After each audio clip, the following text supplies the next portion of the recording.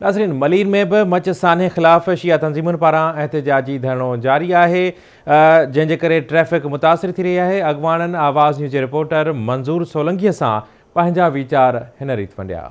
कोयटा में जो दर्दनाक सानियो पेश आयो है, उनमें जो मुलविस कातिल आहिनि उन्हनि खे गिरफ़्तार किया वञे। पाकिस्तान की रियासत में जो गुज़रियल हुकूमतूं हुयूं उनमें भी इन हज़ारा बिरादरी से यो ज़ुल्म थियो हुयो, उन जा नौजवान मारिया विया हुआ।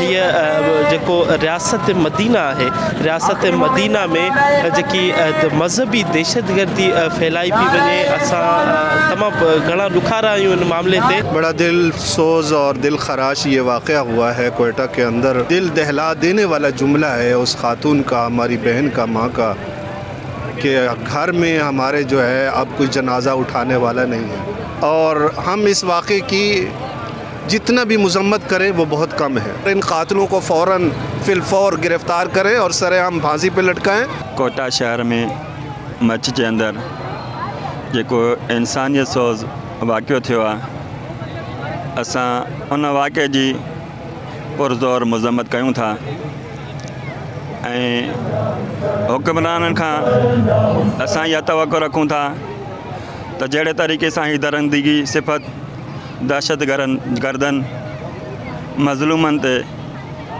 दहशतगर्दाना कातिलाना हमिलो कयो आहे, उन्हनि खे जल्द अज़ जल्द कैफ़र किरदार ताईं पहुचाइनि। 11 मोमिननि खे क़तल कयो वियो आहे, बेदर्दी सां क़तल कयो वियो आहे ऐं उन्हनि जा हथ पेर ॿधी करे उन्हनि खां पोइ उन्हनि खे क़तल कयो वियो आहे।